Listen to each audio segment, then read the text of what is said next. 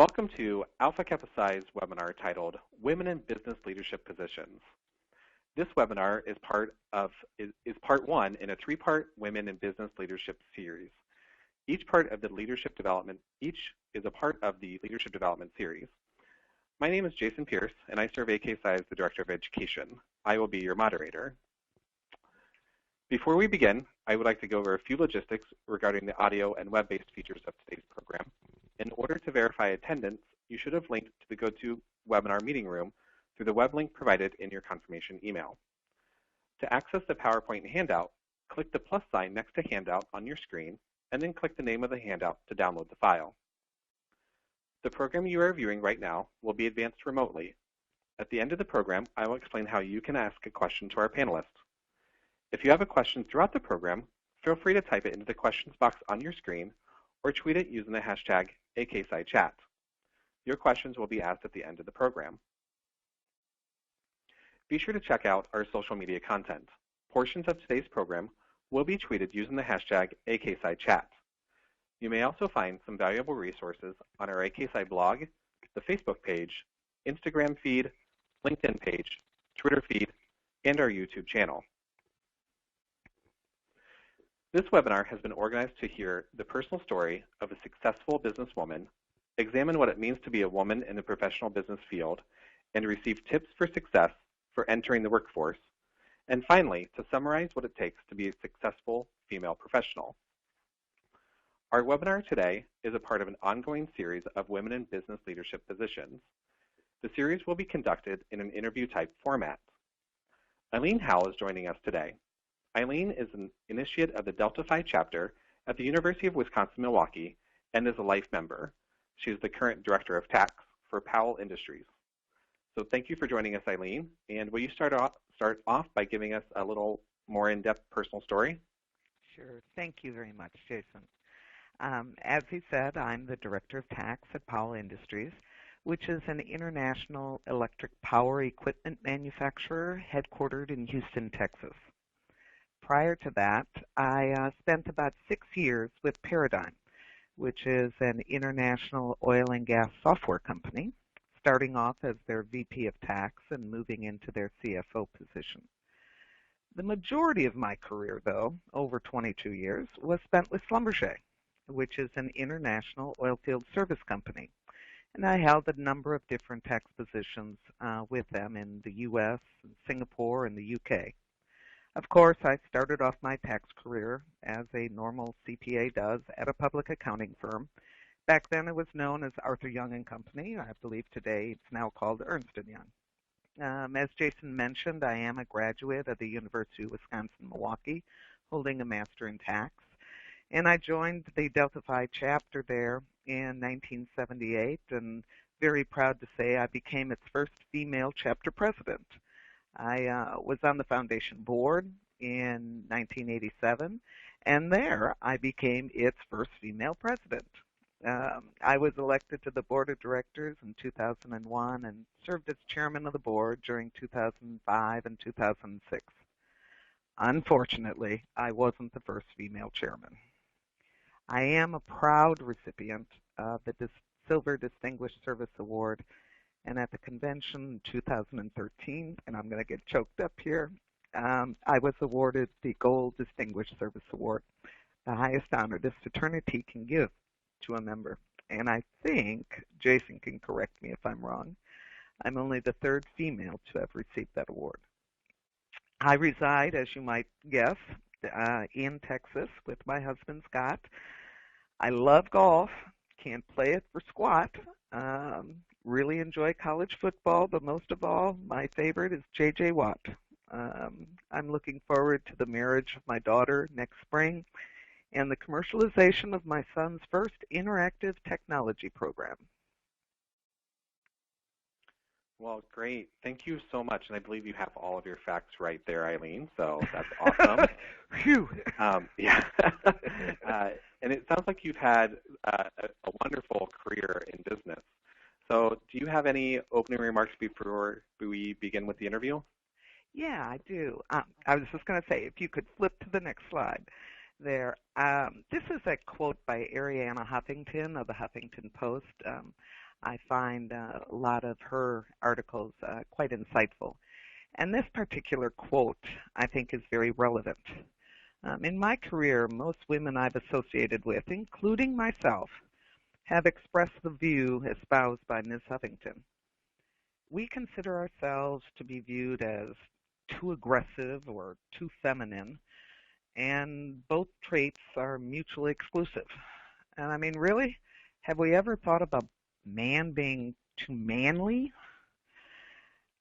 Well, I agree as a group, women need to overcome this fear.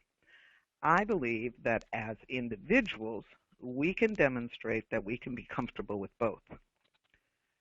First, though, we have to prove our competency in our given career field, and we'll talk some more about that later. But once you have, you can let your personality shine. In any of the positions that I've had, I've tried to make myself invaluable to management. But I've also made certain that they knew I had a personality. Whether it was wearing a different set of Christmas earrings every day during the season, or kind of showing my individuality with my nail polish, I gave management an opportunity to strike up a conversation. And that conversation invariably turned into a discussion about a particular business event, an issue, or a contract. The bottom line, and what Ms. Huffington is saying, is if we as women are not comfortable, there is no doubt that men will be as well. You know, Eileen, I think that's such a great quote, and I think Ariana's words are spot on. And as we prepped for this webinar, Eileen, you and I had several conversations about content and structure of the webinar, and we landed on a few key points to cover. So let's set the stage with some hard facts. Eileen, this is an area we talked significantly about during the prep work. So what are observations that you've seen, and what are you finding out about women in leadership, business leadership positions? Sure. So as it shows, there's good news and there's bad news. The good news is that women are founding businesses at 1.5 times the national average, and that's fantastic. What they find is it's better for them in terms of flexibility to be able to cope with work and family if they have their own business. The bad news on that, though, is that less than 7% of all women who own businesses receive any venture capital funding. The venture capital firms are still very much tied to the man receiving the funds.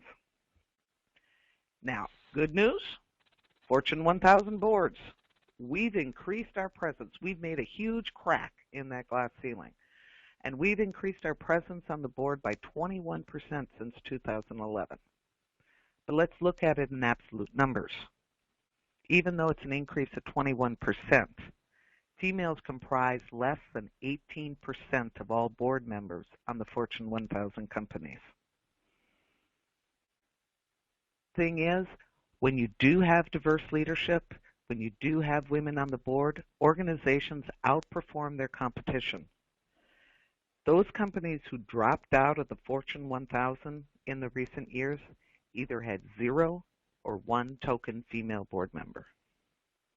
Now, when I was getting ready for this webinar, doing different research, the thing that I found surprising was that only 25% of people in the tech industry are women. And in fact, it wasn't until 2012 that Facebook actually appointed their first female to their board of directors. And I don't know if any of you follow things out in the tech world, but there was a woman by the name of Ellen Powell. She actually worked for a venture capital firm that concentrated in the technology industry, and she sued them for discrimination. Now, she lost, but it highlighted a lot of the issues that women have in technology and with venture capital firms. By the way, right now, she's the CEO of Reddit. So, of course, I'm an accountant, so I always have to look at that kind of stuff. And while Women represent approximately 50% of all the CPAs out there. Only 19% of partners in CPA firms are women. So it sounds like we have both the good and the bad going for us. And both are definitely good to know. Some of our audience might be thinking, so what does this mean to me? What do I do when I enter the workforce? And knowing the information you just provided and some of those hard facts aren't great, what advice can you give our audience when entering the workforce?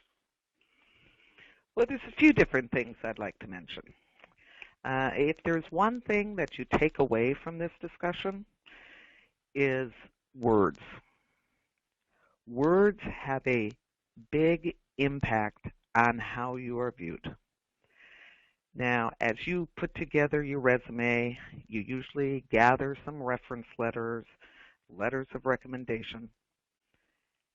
What are the words that people are using to describe you? Think about it for a minute.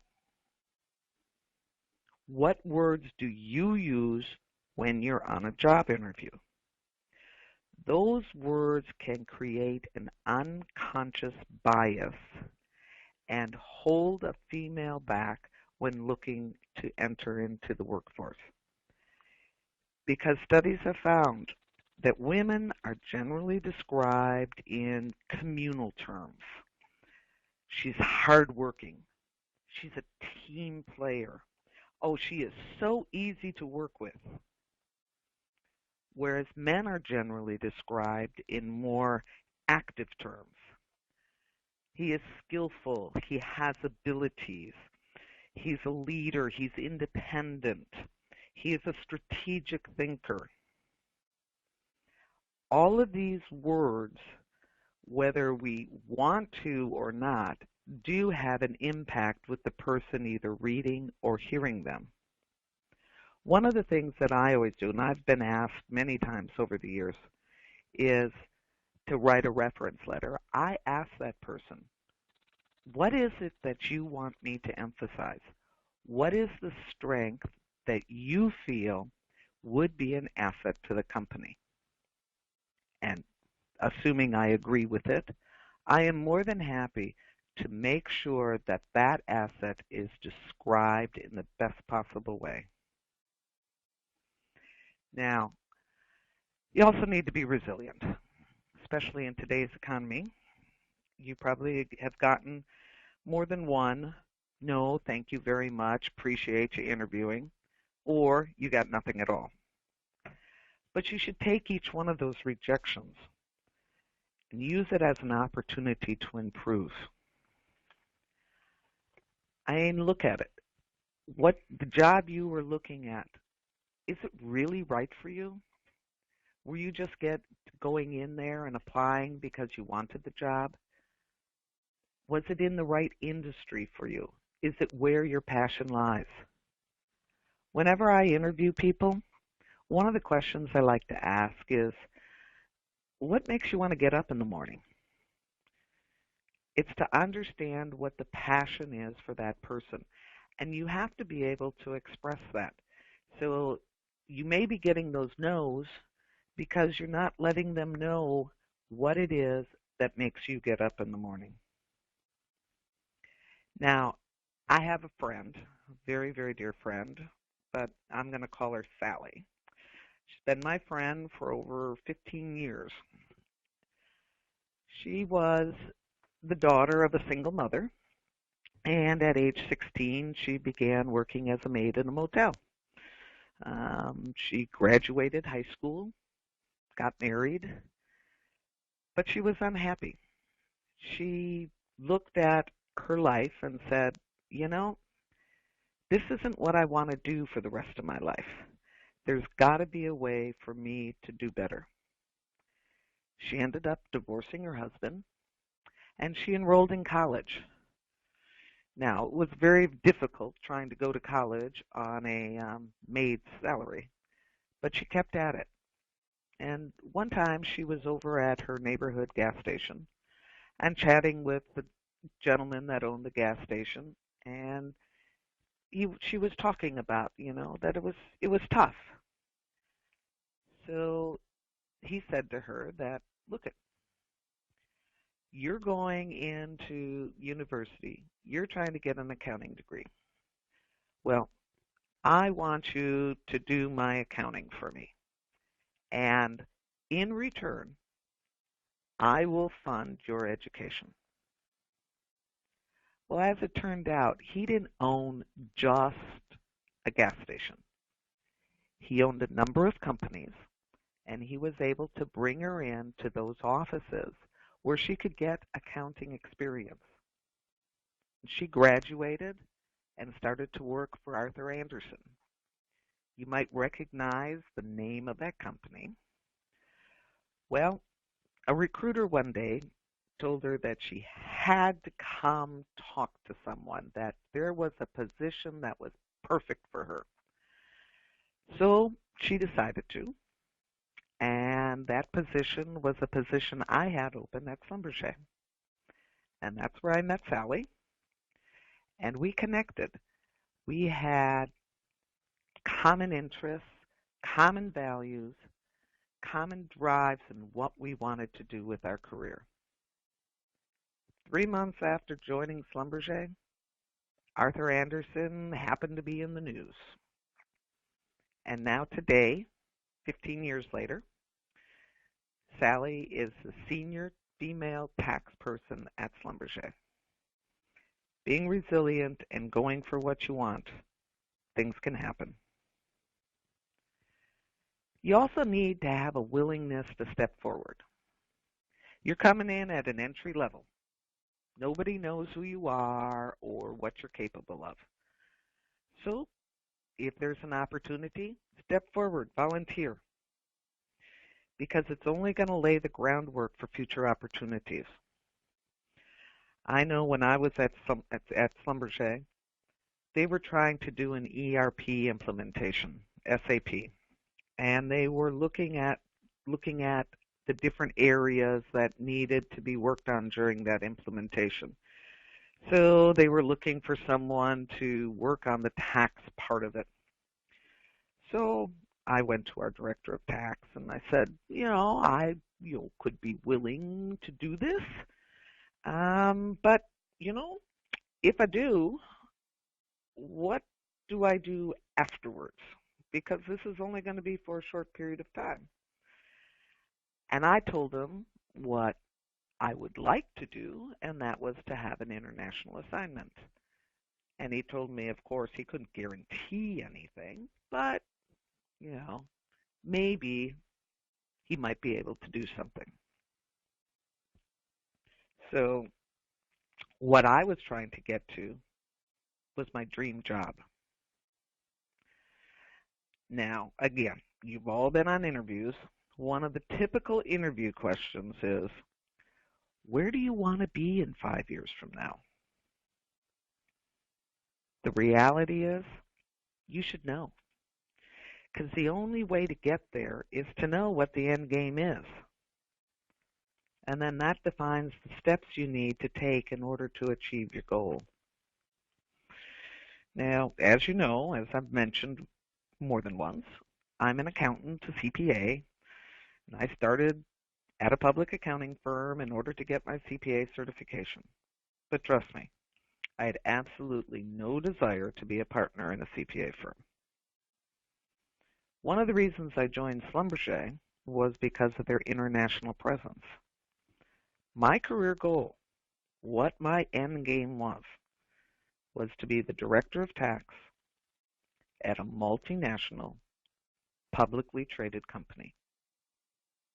And each move I took put me one step closer to that goal. Now, I left Milwaukee. I moved to Houston to join Schlumberger and be part of their U.S. tax function. And then I moved 250 miles north to Dallas and was part of the tax function up there that included a few foreign operations. After that, I went a whole 250 miles south. Okay, we're not getting to those international moves yet.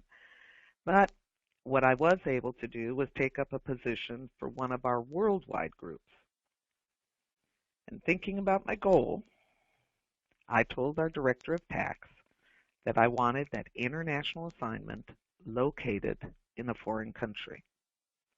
That was my carrot at the end of our ERP implementation. Well, he did listen to me. He sent me halfway around the world to Singapore, where I spent 2 years fully immersed in the tax laws of the Far East, like I knew anything about the Far East. But once I was finally getting comfortable, I was told to go to the UK, where I could work on enhancing my knowledge of the rest of the world. So when I finally returned to the US, I knew my goal could be achieved. I had gained sufficient knowledge to take the next step. I decided to join Paradigm, privately held, non-US multinational company, as their VP of tax. I was responsible for all the tax matters of that company, which operated in 35 different jurisdictions. Now, after I facilitated the sale of Paradigm to another private equity firm for $1 billion, I joined Powell Industries, a U.S. multinational company listed on NASDAQ as their director of tax. It took me 29 years, but I achieved my goal. Just keep your eye on your dream job.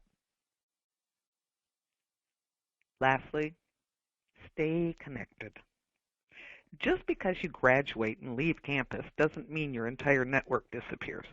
I mean, back in my day, I didn't have Twitter, I didn't have Facebook, I didn't have LinkedIn or any of those things. There should be no reason why you don't stay connected with your friends that you made in college.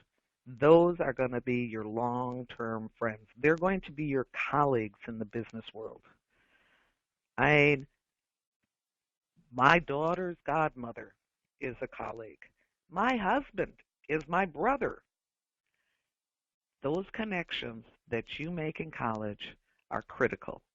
Don't lose them.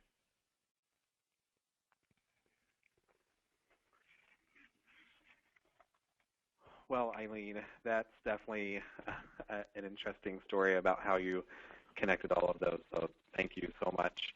And it's interesting to hear you talk about resilience and relationship building, as both of those skills were found during our research and during AlphaCapsize research in creating our learning and leadership development strategy, and they're identified as key skills that individuals need to illustrate to be competitive in the workforce. So those are awesome that you talked about those.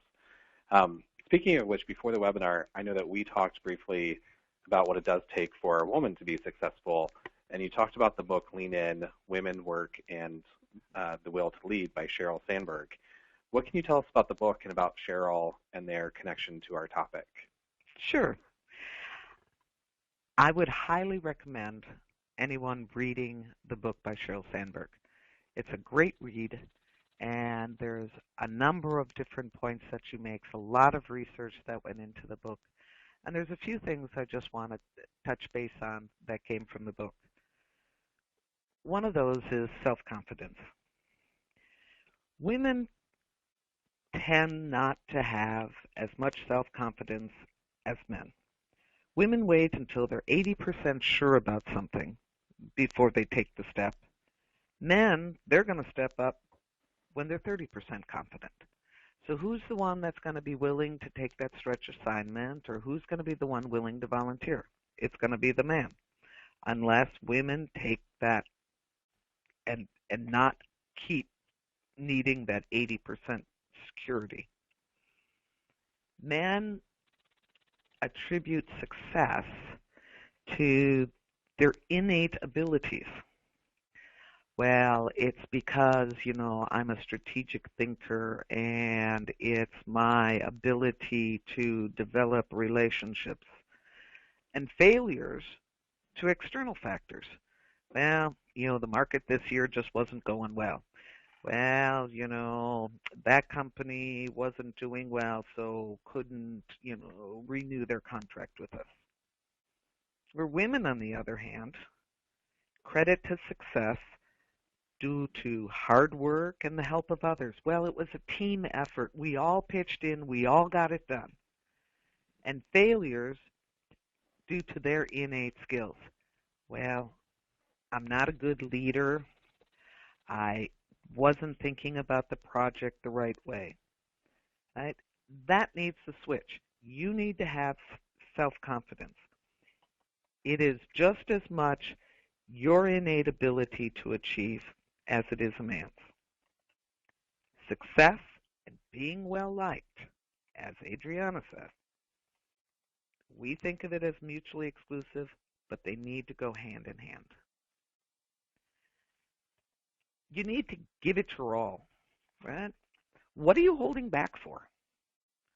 There's no reason. This is your career. You need to make whatever changes necessary to keep yourself from holding back. You're never going to meet a challenge that you can't surmount by working harder and believing it in yourself. Right? Give it. What are you keeping it in reserve for? Nobody else is. I love this one. She talks about a jungle gym. You know, it used to be that the way, you've got the ladder of success. There was one way to go to the top. Well, it's not that way anymore. Right? The road is long. Remember, it took me 29 years. There are many, many different ways to get to the top. Sometimes you need to take a lateral move. Sometimes you move to a different industry. Look, I was in oilfield services. I was in software, manufacturing.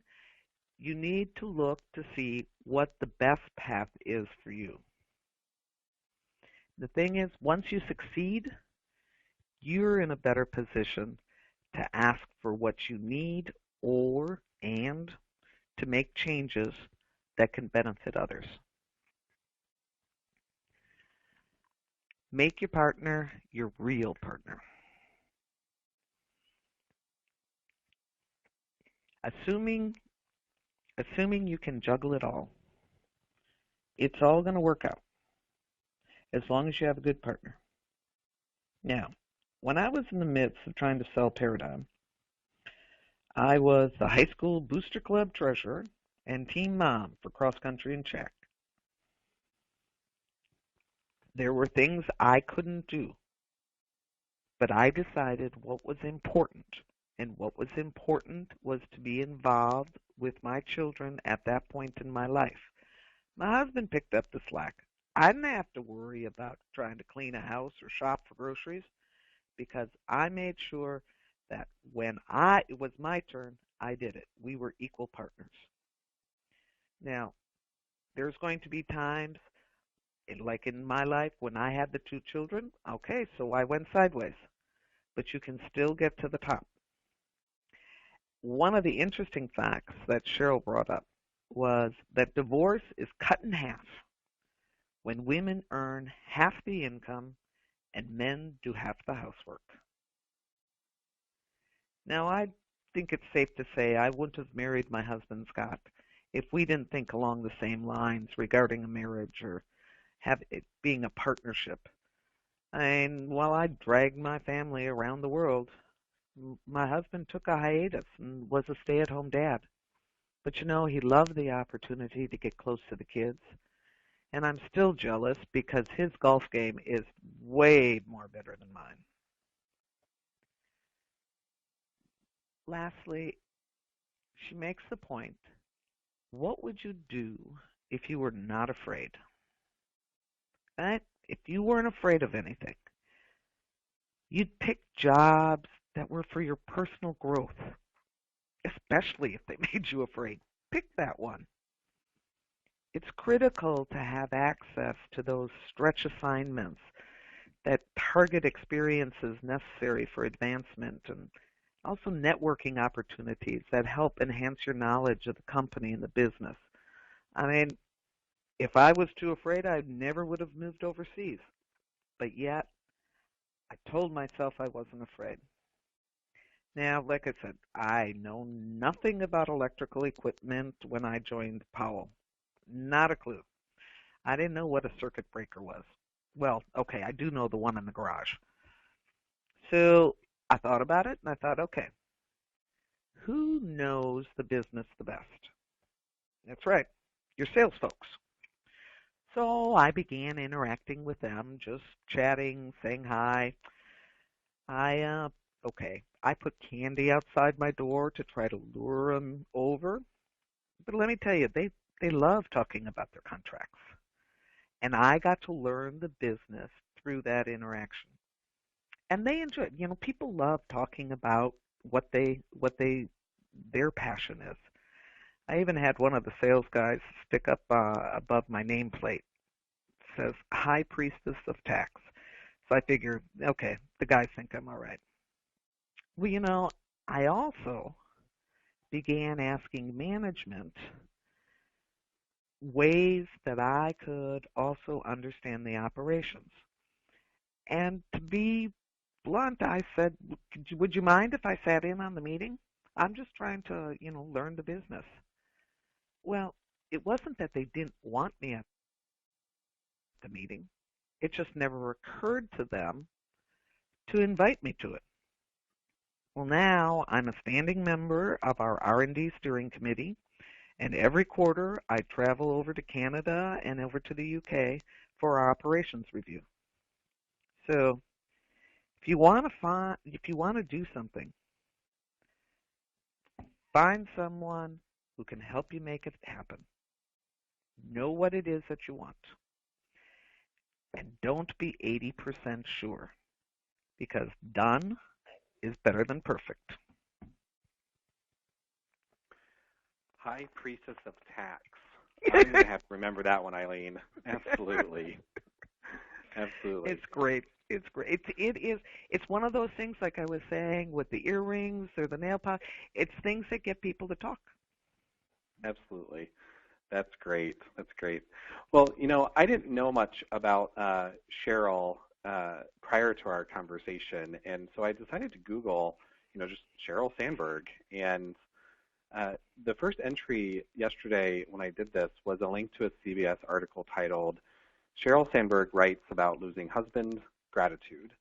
And the article, maybe a 5-minute read is all it took me, speaks of gratitude, which is another key skill in our leadership development strategy. And the article, though, the last paragraph reads, and I just want to quote this so and make sure I get it right, you cannot have a full career and a full life at home with your children if you are also doing all of the housework and child care, she said in a 60 Minutes interview. And you just spoke about all of that in your story as well. So, Eileen, it really sounds like this quote might be connected to our next topic of entrepreneurship. And so what if someone in our audience wants to start their own business? Well, as I mentioned earlier, women are starting their own businesses at a much greater rate than men. It's because they're looking for that flexibility to be able to combine their careers and their passions with their home life. But just as anyone trying to start a business, it takes hard work, it takes perseverance, and it takes a willingness to take risks, right? Not be that 80% certain. And it's the same things that it's needed as men. There's no difference.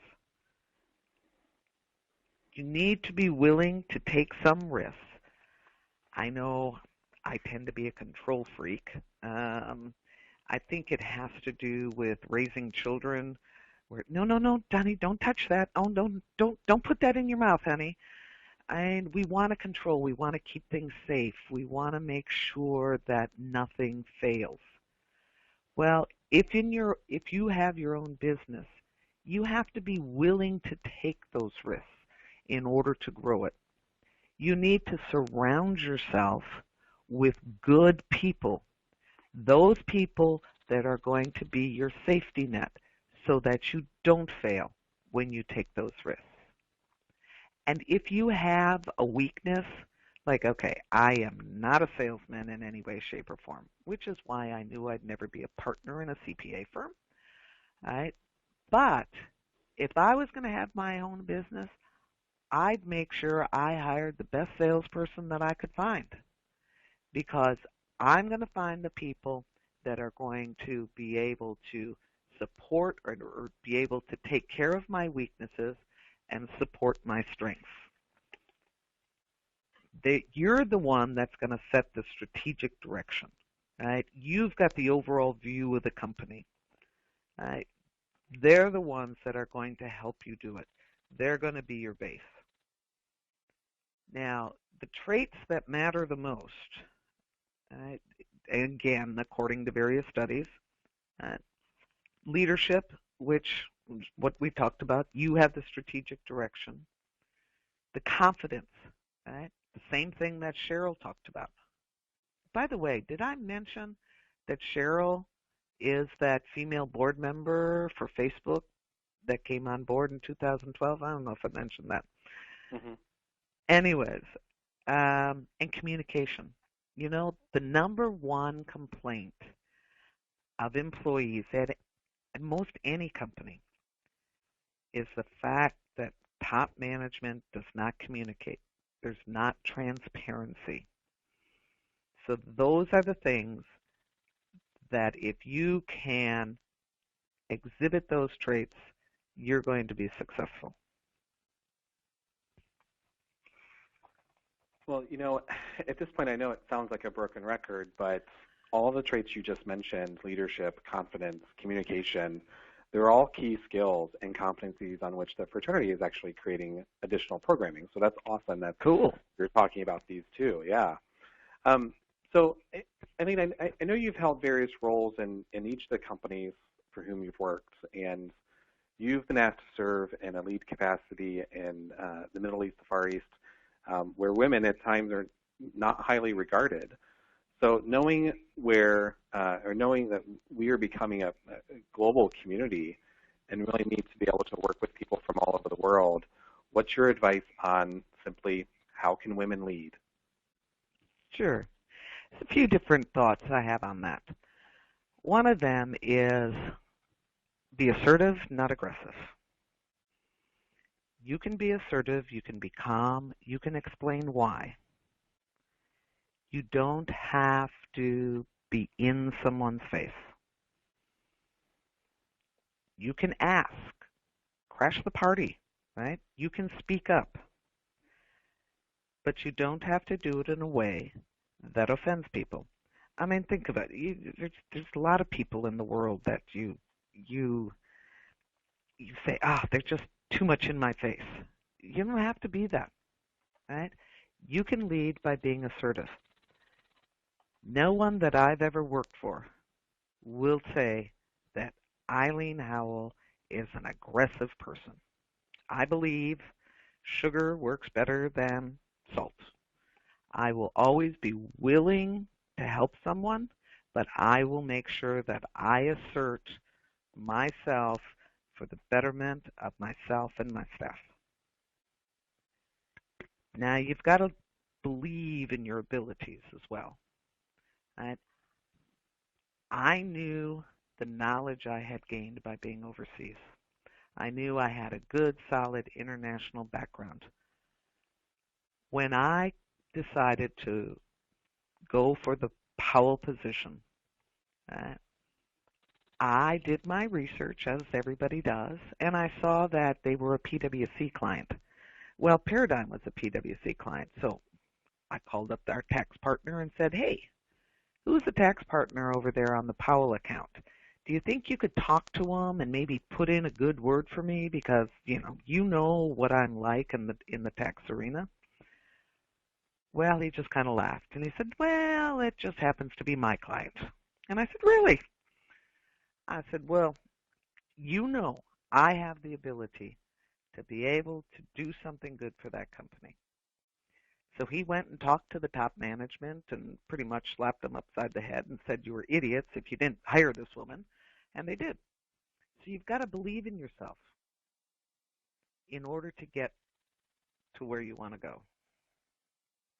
You're also not going to get what you want if you don't ask for it. as I mentioned, well, I was a CFO for a while at Paradigm. Right? So the reason why I was because for about 4 years they went through like 5 CFOs. They couldn't do it. So they asked me to. I said, okay, I would do it. Not being afraid, stepping out. But what I did is I said, look, I need something in return. I need an equity interest in this company if you want me to be your CFO. I would never have gotten it if I didn't ask for it. Lastly, you need to get a seat at the table. The only way changes are going to happen is if you are involved with senior management, that you are there when the decisions are getting made. Again, I look at accounting firms, right? They've got great programs in terms of flexibility, flex time, and that, and there's increasing number of female managers. But it stops at that level. They're not getting the seat at the table, and that's really that's a loss of investment for these companies. And client service gets impacted. The reality is that implementing a women's leadership program can be easily funded before even considering the long-term potential business benefits.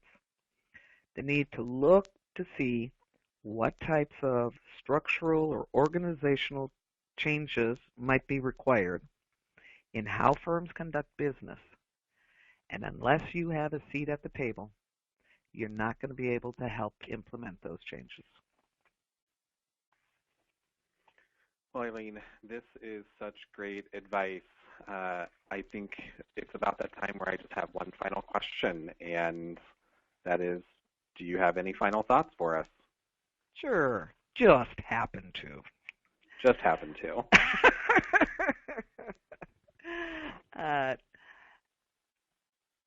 As you probably can see in the classes you go to, women are now earning more bachelor degrees than men.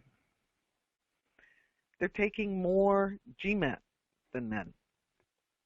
And as a result, about 60% of all master degrees being awarded right now are to women. The U.S. workforce is evenly split, and let me tell you guys, watch out, because we're growing faster than you. Women own 28% of all the businesses in the U.S., and my favorite stat, we actually have 24 female CEOs in the Fortune 500 companies. Now, is that something to crow about or what?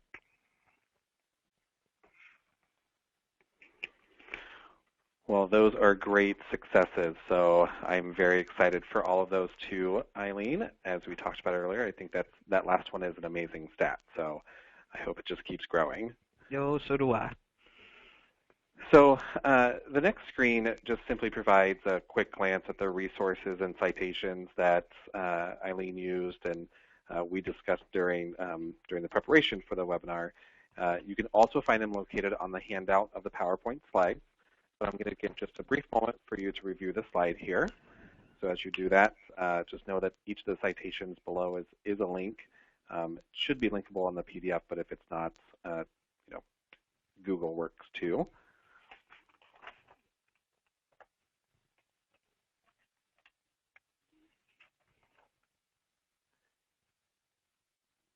And I'm just going to continue on here. So I want to thank Eileen for your insight and expertise. This was awesome information for you to provide to our audience. And so it is time to hear from all of our participants listening from around the world. At this time, we're going to open the program to your questions and comments. And I've seen a couple of questions pop in here. So please continue to type your questions or comments in the questions box on your screen. And if you would like to verbally ask your question, you may click the raise hand icon on your screen. Questions will be answered in the order that they are received. And if you could, please be sure to introduce yourself, including your chapter and college or university, before asking your question. And as I start to summarize these questions for you, Eileen, I think we'll start with one of our commonly asked questions, which is, I have a challenging female colleague in my office or in my chapter. What are your recommendations for confronting this person? Yeah, everybody knows someone who just drives you crazy. You know, maybe it's their personality or the way they talk, but you just really cannot connect with them. Well, yeah, there's people out in the workplace that you're going to have to interact with that are like that, and maybe you'll have to interact with them on a daily basis. So instead of going home and whining about that person and what the upsetting event of the day was, take a step back. Look at the circumstances.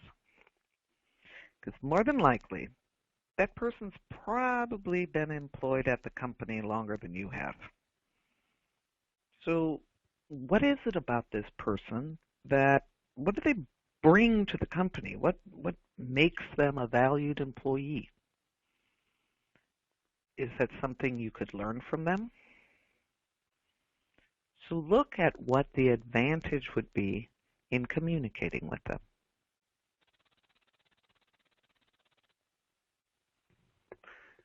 Great. Thank you, Eileen. And I think we're going to move on to our next question, which comes from RJ. And RJ is from the Psi Kappa chapter at San Francisco State University. And RJ asks, what do you enjoy about your field that inspires you to go to work every day?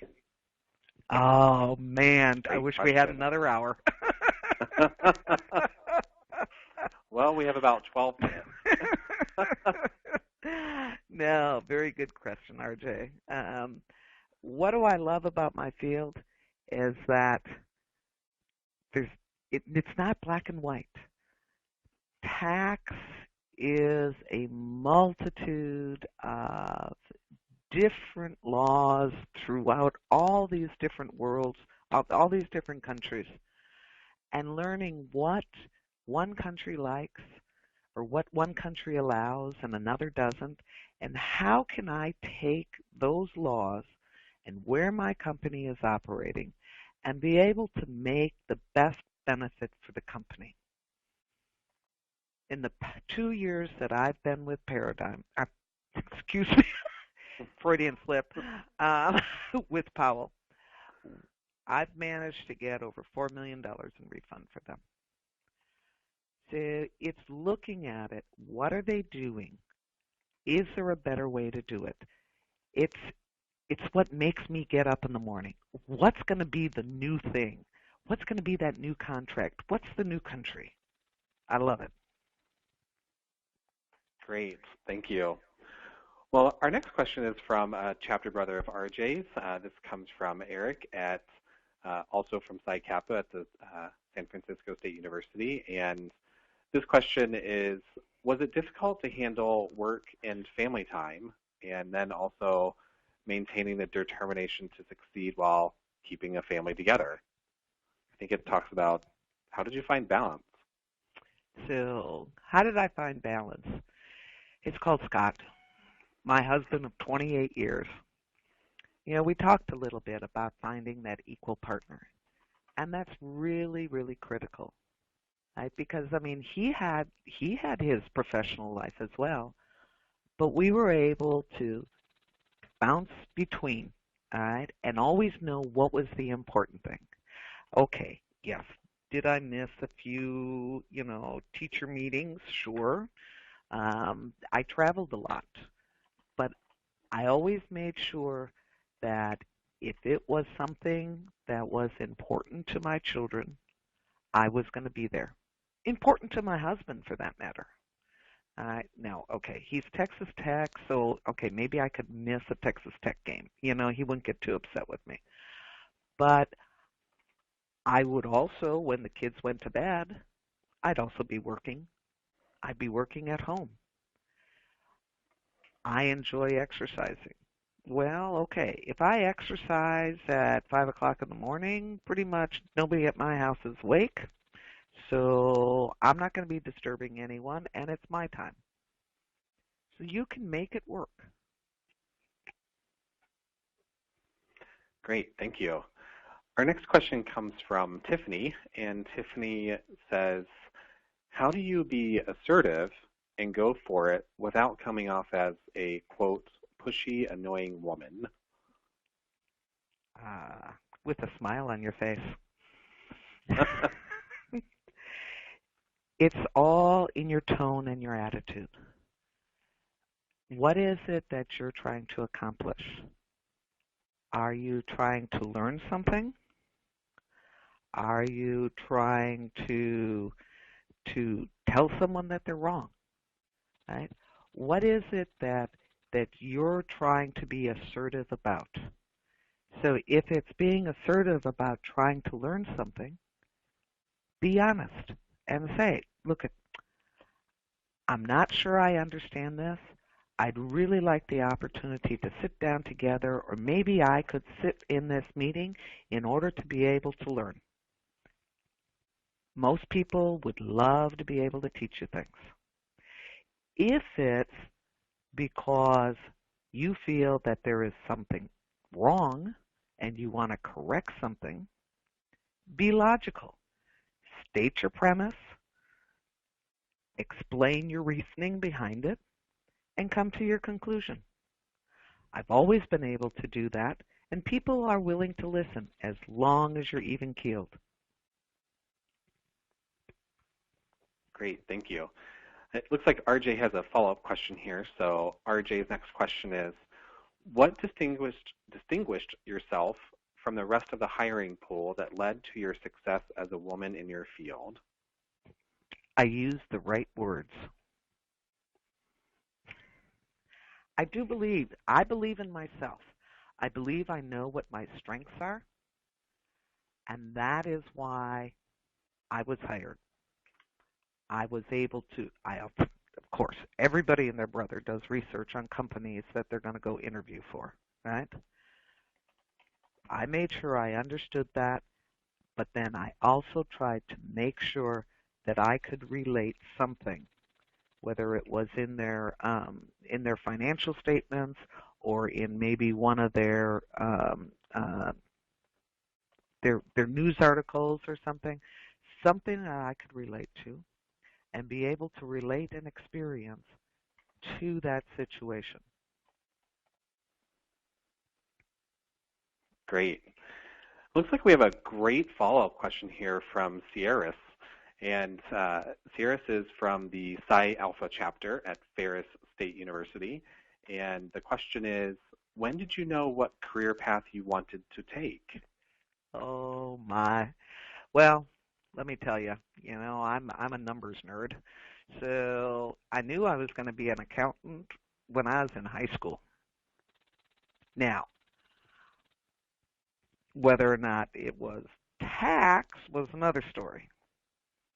And it really was being out in a public accounting firm that helped me to see what the different, because you can go into management consulting, you can go into auditing, you can go into tax. There's a lot of different avenues that you can take. And I found that whenever I had something that was tax related, dang, I loved it. And that's really how I figured out that I was in love with tax. And the thing is, okay, I'm not going to stop midway. I wanted to be the top tax person. And the only way to do that is to be the director of tax at a public company. Thank you. Looks like we have a follow-up question to the assertive versus aggressive mentality. And Jennifer from the Iota Omega chapter at Northern Arizona University says, you said earlier that you need to be assertive but not aggressive. So how do you shape that for written communication? And how do you make sure that you are assertive but don't come off as rude, which I think ties into what Tiffany had asked. Okay. Sure. Again, yes, it's the words. right? But how do you not come off as rude when you're typing up an email, right? There is standard, not standard, but I mean, there's common business language. I always, I always have my written communication, especially if maybe I think that the person's wrong, say, right? And I don't want to be aggressive. I want to be assertive. I say, thank you for meeting with me. I'm just trying to understand because I can't come to the same conclusion, and I'm hoping you can help me. These are my reasons why. I thank you for your time and efforts. I appreciate the time. I look forward to speaking with you soon. And my standard closing, kind regards. Great. Thank you so much. We have a question here from Nathan, and Nathan is from the Omega chapter.